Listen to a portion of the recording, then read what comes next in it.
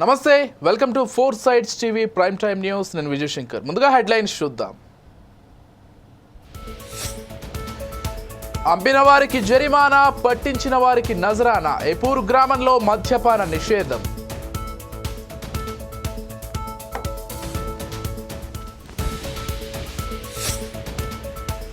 Party ఫిరాయింపులకు పటిష్ట చట్టం రావాలి. నష్టం చేసిన చాడా వెంకట్రెడ్డి. స్పష్టం చేసిన చాడా వెంకట్రెడ్డి.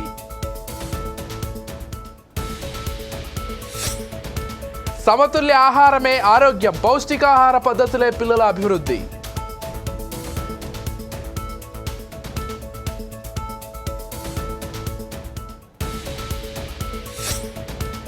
వ్యక్తిగతంగా ఎవరి మీద ద్వేషం లేదు. తన వ్యాఖ్యల ద్వారా నష్టం రారాదు.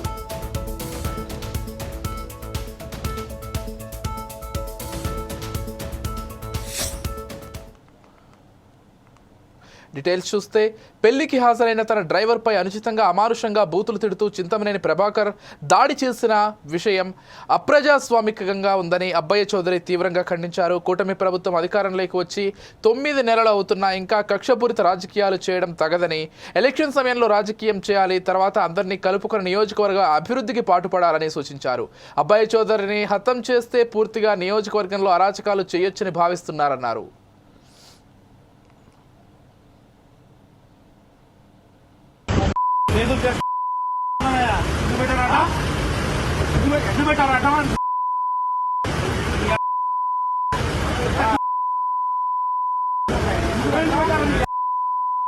అదే కళ్యాణ మండపంలో, అదే ప్రాంతంలో అక్కడే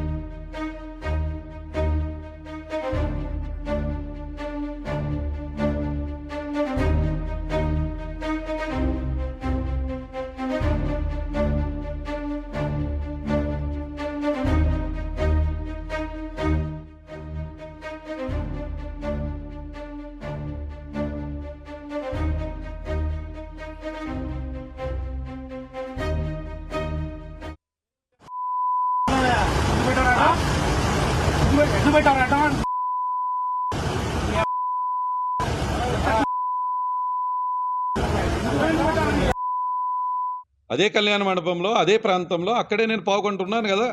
ఎందుకున్నాను అక్కడ? ఆయన గన్ను నా చేతిలో ఉంటే మరి ఆయన ఎందుకు వెళ్ళిపోయాడు? ఏదా గన్ను? ఈ మాయ మాటలు చెప్పడం కరెక్ట్ కాదన్నా. ఏదో కేసులు పెట్టేద్దాం, ఏదో ఒక విధంగా మా ప్రభుత్వం ఉంది కదా. నిజాలు, వాస్తవాలు అక్కడ ప్రజలన్నీ చూశారు.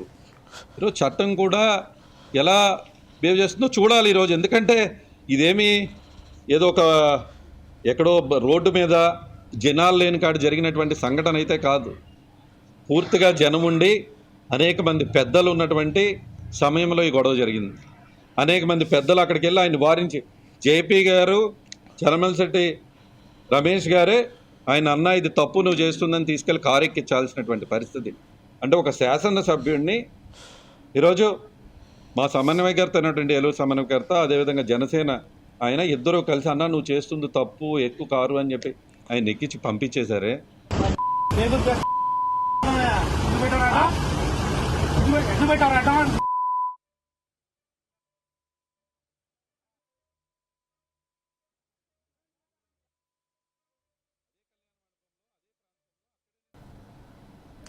పార్టీ ఫిరాయింపులను నిరోధించేందుకు పటిష్ట చట్టం రావాలని సిపిఐ జాతీయ కార్యవర్గ సభ్యుడు చాడా వెంకటరెడ్డి అభిప్రాయపడ్డారు. సిద్దిపేట జిల్లా హుస్నాబాద్లో ఏర్పాటు చేసిన మీడియా సమావేశంలో ఆయన మాట్లాడారు. రాష్ట్రంలో కులగణనపై రీసర్వే చేయడం మంచి పరిణామమని, సర్వేలో పాల్గొనని వారంతా సర్వేలో పాల్గొని వివరాలు నమోదు చేయించుకోవాలన్నారు. కులగణన సర్వే పూర్తయిన తర్వాత జనాభా ప్రాతిపదికన రిజర్వేషన్లు కల్పించాలన్నారు. ఎన్నికల్లో ఉచిత హామీలు మంచిది కాదని, రాజకీయ లబ్ధి కోసమే ఉచితాల హామీలు ఇస్తున్నారని, ఆ తర్వాత వాటిని అమలు చేయడం లేదన్నారు.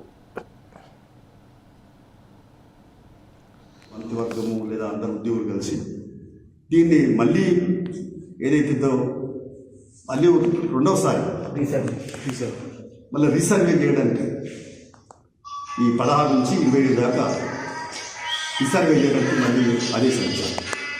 ఇది మంచి పరిణామంగా నేను భావిస్తున్నాను. ఎందుకంటే హర్షించదగ్గ పరిణామం. ప్రజలందరిలో చర్చ ఉన్నది. ఇది అది సర్వే పూర్తి కాలేదని బాగున్నది. ఈ సర్వే ఇంకా అవకాశం తప్పేళ్ళ గారు మళ్ళీ తెచ్చుకొని ఇప్పుడు మళ్ళీ పేరు నమోదు చేసుకొని అంటున్నారు. మంచిదే.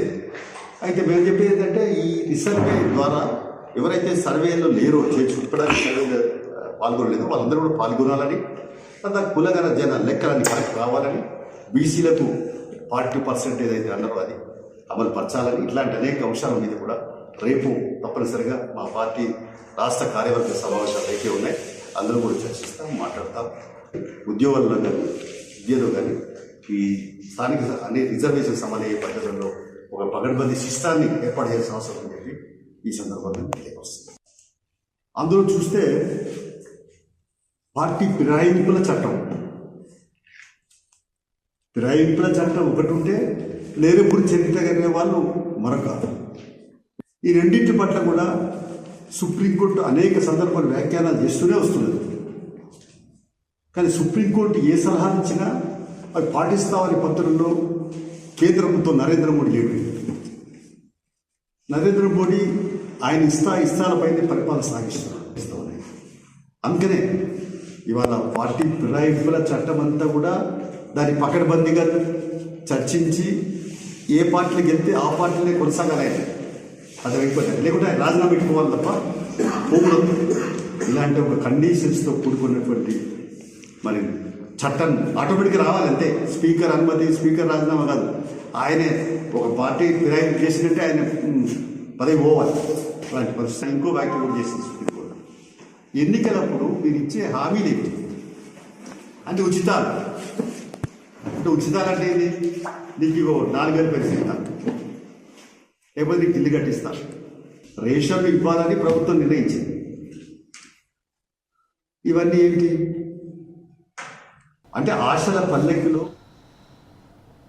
తెలంగాణలో బీర్ల ధరలను కాంగ్రెస్ ప్రభుత్వం 15% పెంచిన విషయంపై మాజీ మంత్రి శ్రీనివాస్ గౌడ్ స్పందించారు. గత బీఆర్ఎస్ ప్రభుత్వం మద్యం అమ్మితే రాద్ధాంతం చేశారని అన్నారు. ఇప్పుడు ఒక్కో బీర్కు 30 నుంచి 40 కనీవిని రీతిలో పెంచడం దేనికి సంకేతమని మండిపడ్డారు. మీకో న్యాయం మాకో న్యాయం అని శ్రీనివాస్ గౌడ్ ప్రశ్నించారు. బీరుకు 30 నుంచి 40 రూపాయల ధరలు పెంచారు. మేము ఉన్నప్పుడు నామమాత్రంగా ధర రేటు పెంచితేనేమో మొత్తం మందమ్మి ప్రభుత్వాన్ని నడుపుతుంది అనేటట్ల రాద్ధాంతం చేసింది. మరి ఈరోజు ఎప్పుడు కానీ వీనే రీతిలో ఇంత పెద్ద ఎత్తున 30-40 రూపాయలు పెంచడం అనేది మరి దేనికి సంకేతం అడుగుతా ఉన్నాం. 4-5 నెలల క్రితమేమో బొంబొం బీరు, బిర్యానీ బీరు, ఎవరు చూడని బీర్లు తీసుకొచ్చి పెట్టారు. నాణ్యత లేని బీరు తీసుకొచ్చి దాని ద్వారా ఆదాయాన్ని నింపుకోవాలని చూసిండ్రు. రకరకాలుగా మరి వార్తలు కూడా వచ్చినాయి. దాదాపు ఒక బీరుకు 30 నుంచి 40 రూపాయల ధరలు పెంచాను. మేము ఉన్నప్పుడు నామమాత్రంగా ధర రేటు పెంచితేనేమో మొత్తం మందమ్మి ప్రభుత్వాన్ని నడుపుతుంది అనేటట్ల రాద్ధాంతం చేసింది. మరి ఈరోజు ఎప్పుడు కానీ వీనే రీతిలో ఇంత పెద్ద ఎత్తున 30-40 రూపాయలు పెంచడం అనేది మరి దేనికి సంకేతం అడుగుతా ఉన్నాం. 4-5 నెలల క్రితమేమో బొంబొం బీరు, బిర్యానీ బీరు, ఎవరు చూడని బీర్లు తీసుకొచ్చి పెట్టారు. నాణ్యత లేని బీరు తీసుకొచ్చి దాని ద్వారా ఆదాయాన్ని నింపుకోవాలని చూసిండ్రు. రకరకాలుగా మరి వార్తలు కూడా వచ్చినాయి. దాదాపు ఒక నల్గొండ జిల్లా చిట్యాల మండలం ఏపూర్ గ్రామంలో మహిళా సంఘాల ఆధ్వర్యంలో గ్రామంలో మద్యపానం నిషేధించాలని కోరుతూ గ్రామంలో పాటలు పాడుతూ మహిళలు, యువకులు ర్యాలీ నిర్వహించారు. గ్రామంలో బెల్ట్ షాపుల వల్ల గ్రామంలో ఉన్న యువత మద్యానికి బానిసలవుతున్నారు. గ్రామంలో మద్యం సేవించడం ద్వారా చాలా మరణాలు సంభవించాయని తెలిపారు. నిషేధిత గుట్కా, సిగరెట్లు అమ్మిన ఆ షాపులపై కఠిన చర్యలు తీసుకోబడతాయని, గ్రామంలో మద్యపాన నిషేధానికి గ్రామంలోని ప్రతి ఒక్కరూ సహకరించాలని మహిళలు గ్రామస్తులను వేడుకున్నారు.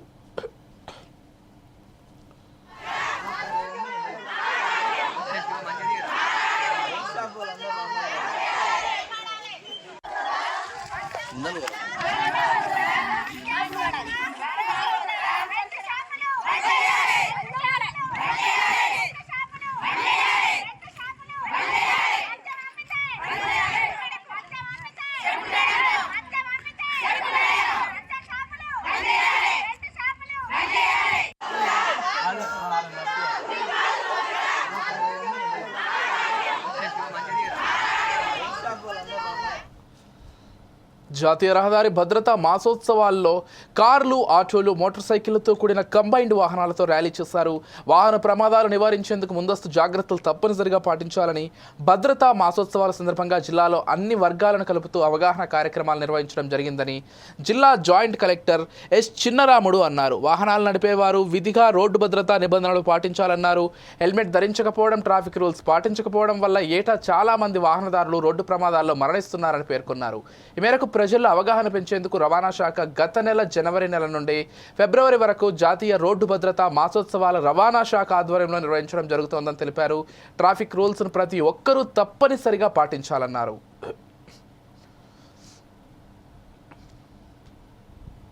సీట్ బెల్ట్ ధరించి 4-వీలర్లో డ్రైవ్ చేయాలి. అలాగే పక్కన ఉండేవారు ఎవరైతే డ్రైవర్ పక్క సీట్లో కూర్చున్నారో వాళ్ళు కూడా సీట్ బెల్ట్ ధరించి వెళ్తుండాలి.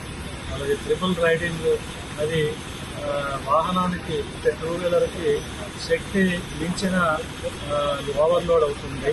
ఆ ఓవర్లోడ్ వల్ల ఒక్కొక్కసారి మేము బజార్లో వెళ్తుంటే వారి తాలూకా చిన్న వ్యాపారాలు ఉండేవాళ్ళు ఒక గన్నీ బ్యాగ్ తోటి డ్రైవింగ్కి హ్యాండిల్ తిరగకుండా మధ్యలో పెడుతున్నారు, సీట్కి మధ్యలో.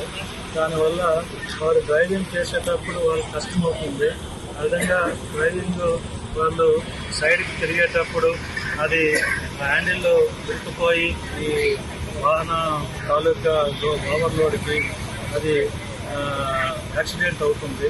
ఇవన్నీ మనం గుర్తించినాము.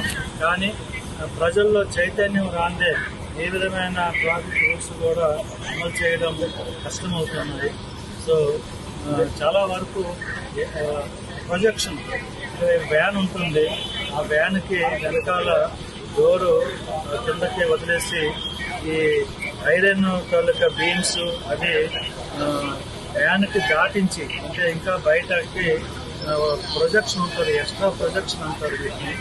వాటి వల్ల కూడా ఒకసారి వెనకాల వచ్చే మోటార్ సైకిల్, 2-వీలర్స్ వారికి కళ్ళల్లోకి అవి పోయి వారికి ప్రమాదం కలిగించే అవకాశం ఉంది.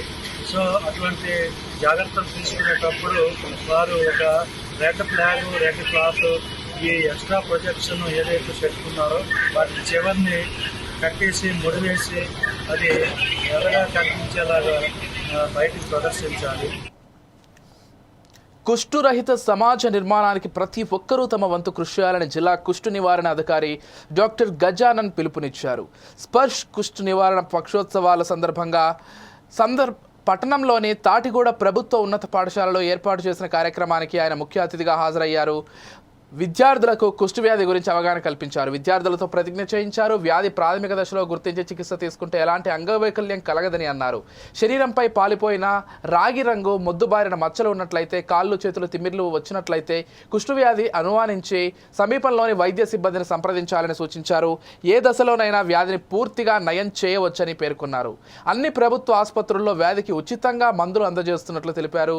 ప్రజలు అపోహలు, భయాందోళనలు వీడి తమంత తాముగా పరీక్షలు చేసుకోవాలని సూచించారు.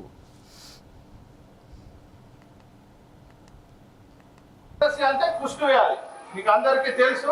ఇది కూడా ఒక సూక్ష్మ క్రిమితో వస్తుంది. మైకోబాక్టీరియం లెప్రే అనే సూక్ష్మ క్రిమితో వస్తుంది. మనకి ఎలాగైతే జలుబు, దగ్గు ఇవన్నీ సూక్ష్మ క్రిముల ద్వారా వస్తాయో, ఈ కుష్టు వ్యాధి కూడా మైకోబాక్టీరియం లెప్రే అనే సూక్ష్మ క్రిమి గాలిలో ఉండదు అంటారు. ఎవరికైతే సివియర్ డిసీజెస్ ఉంటారో వాళ్ళు దగ్గినప్పుడు, తుమ్మినప్పుడు ఆ సూక్ష్మ క్రిమి గాలిలో ద్వారా మిగతా వారికి వచ్చే ప్రమాదం ఉంటుంది. అర్థమైనా? అవి ఆ సూక్ష్మక్రిములు మన శరీరంలోకి వెళ్ళినప్పుడు అవి చర్మం దగ్గర స్థిరపడతాయి, చర్మము మరియు నర్వస్ టిష్యూ. అప్పుడు స్థిరపడినప్పుడు మనకి ఇక్కడ మచ్చలు వస్తాయి. ఏ మచ్చలు వస్తాయి? అవి తెలుపు రంగు, గోధుమ రంగు మచ్చలు, ఆయిలీ స్కిన్ ఉంటుంది. ఆ మచ్చల్ని మనము ఎప్పుడైతే టచ్ చేస్తామో అక్కడ స్పర్శ ఉండదు. ఎవరికైతే తెల్లటి ముదురు రంగు మచ్చలు కానీ ఉండి మనం ఇట్లా ముట్టినప్పుడు స్పర్శ లేకపోయినట్లయితే మనము వాటిని కుష్టు వ్యాధిగా అనుమానించి వెంటనే చికిత్స తీసుకోవాలి. అర్థమైనా? ఒకవేళ చికిత్స మాత్రం కరెక్ట్ టైంలో తీసుకోలేదనుకోండి, ఏమైతుంది? మీరు అక్కడక్కడ టెంపుల్లో అక్కడ ఎవడన్నా చూశారు ఇట్లా వేలు వంకర పోయినోళ్ళను అడుక్కున్నట్టుంటారు. వాళ్ళే లెప్రసీ పేషెంట్స్. అంటే ఎప్పుడైతే మనం ఇనిషియల్ స్టేజ్లో ట్రీట్మెంట్ తీసుకోలేదో సివియర్ డిఫార్మిటీస్ వచ్చేసేసి, అల్సర్స్ వచ్చేసేసి డిఫార్మిటీస్ వచ్చేస్తాయి అన్నట్టు, అంగవైకల్యంగా మారుతారు. అలాంటి స్టేజ్ మనం రాకుండా ఉండాలంటే ఇనీషియల్ స్టేజ్లోనే మనం ఒకవేళ గుర్తించి ఆ మచ్చలు ఉన్న వాళ్ళు అందరూ మీరు ఉన్న వాళ్ళే అర్థమైన మీరు కూడా ఒక్కొక్కసారి చూసుకోవాలి మీ పేరు మీద ఇలాంటి మచ్చలు ఏమన్నా ఉన్నాయా.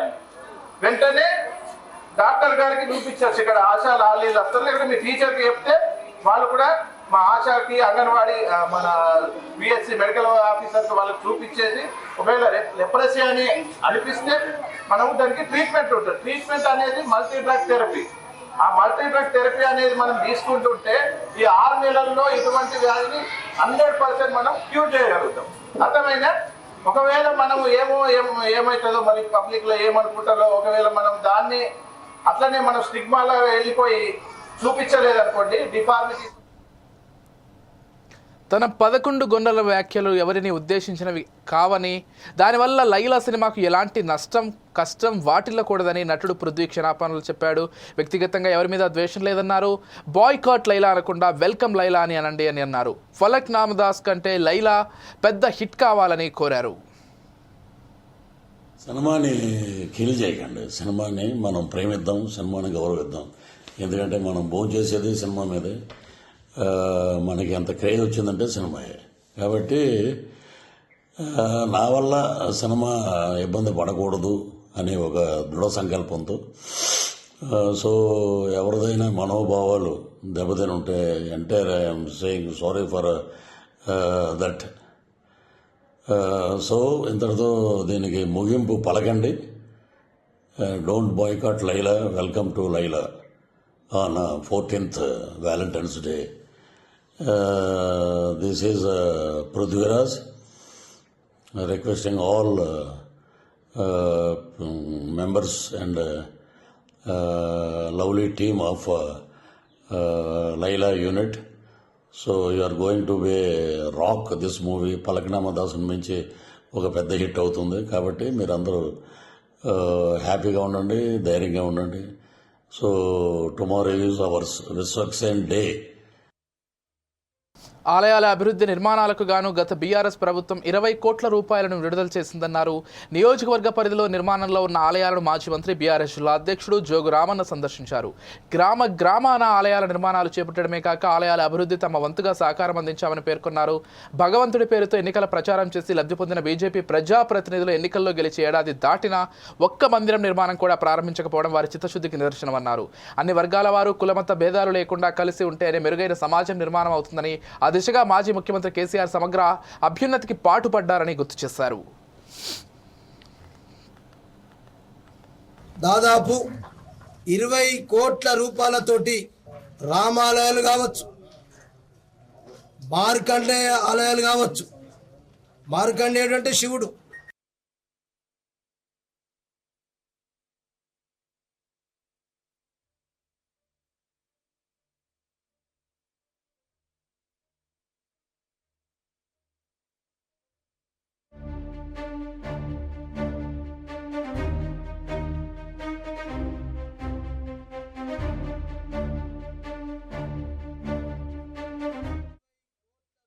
తోటి రామాలయాలు కావచ్చు, మార్కండేయ ఆలయాలు కావచ్చు.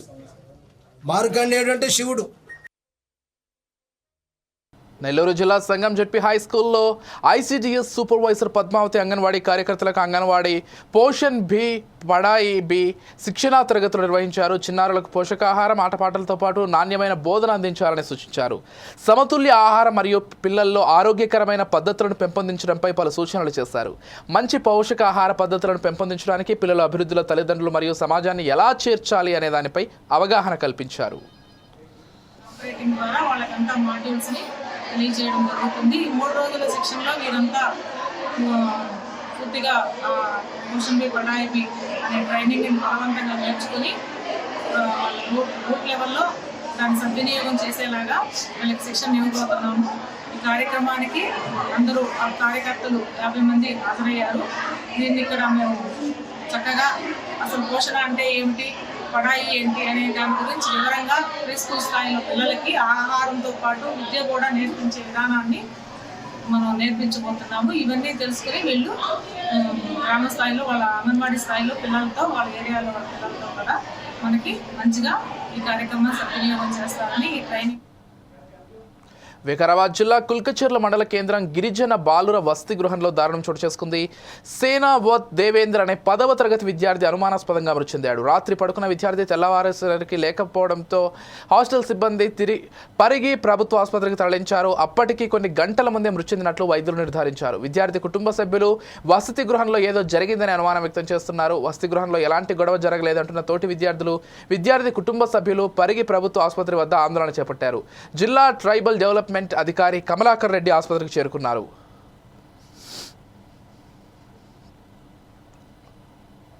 మరి రాత్రి తిన్న తర్వాత పడుకున్నప్పుడు మరి పొద్దున్న లేపినప్పుడు చనిపోయిండని మరి అక్కడ ఉన్నటువంటి అధికారులు కానీ పిల్లలు చెప్తున్నారు. నిజంగా కూడా ఏం జరిగిందనేది ప్రభుత్వం ఖచ్చితంగా ఎంక్వైరీ చేయాలి. ఆ బాబుకి ఏమన్నా హెల్త్ ఇష్యూ ఉందా, లేకపోతే ఇంకేమైనా సంఘటన ఉందా, అయితే హఠాన్ మరణం అనేది తెలియాలి. తప్పకుండా ప్రభుత్వం దీని మీద ఎంక్వైరీ చేసి ఆ కుటుంబానికి న్యాయం జరిగే విధంగా, అదేవిధంగా మరి గత కొన్ని రోజుల నుంచి చూస్తున్నాం, ఎక్కడ చూసినా గురుకులాల్లో అనేక మంది విద్యార్థులు అస్వస్థతకు గురవ్వడం, ఫుడ్ పాయిజనింగ్ అవ్వడం, దాదాపు మనం పేపర్లను చూసినాం, దాదాపు ఇప్పటికి 60-70 మంది విద్యార్థులు చనిపోవడం జరిగింది. మరి దీన్ని ప్రభుత్వం నిర్లక్ష్యం వహించడం, మరి ఇటువంటి సంఘటనలు పునరావృతం కాకుండా ఖచ్చితంగా ప్రభుత్వం కూడా కమిటీలు వేసింది. మరి ప్రతి హాస్టల్కు ఒక ఉన్నతాధికారిని వేయడం జరిగింది. మరి వాళ్ళందరూ కూడా ఏం చేస్తుండ్రు, వాళ్ళందరూ కూడా ఖచ్చితంగా దీని మీద ఎంక్వైరీ చేసి ఇటువంటి సంఘటనలు జరగకుండా ఆ కుటుంబానికి న్యాయం జరిగే విధంగా చర్యలు తీసుకోవాలి. కలెక్టర్ గారితో కూడా మాట్లాడడం జరుగుతుంది. మహిళల భద్రత మరింత బలోపేతం చేయడానికి ఏలూరు జిల్లా ఏలూరు మహిళా పోలీస్ స్టేషన్లో సపోర్ట్ సెంటర్ను జిల్లా ఎస్పీ కె ప్రతాప్ శివకిషోర్ ప్రారంభించారు. సెంటర్లో భూమిక ఉమెన్ కలెక్టివ్ ప్రతినిధులు మహిళల యొక్క సమస్యలను నేరుగా తెలియజేసి అవసరమైన సహాయం పొందొచ్చని అన్నారు.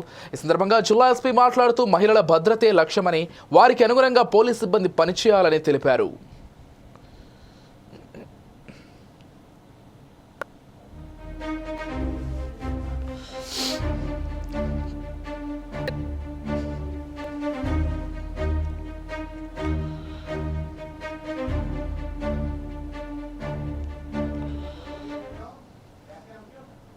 రైట్, టీవీ ఇప్పటివరకు ఉన్నటువంటి bulletin updates keep watching 4 Sides TV.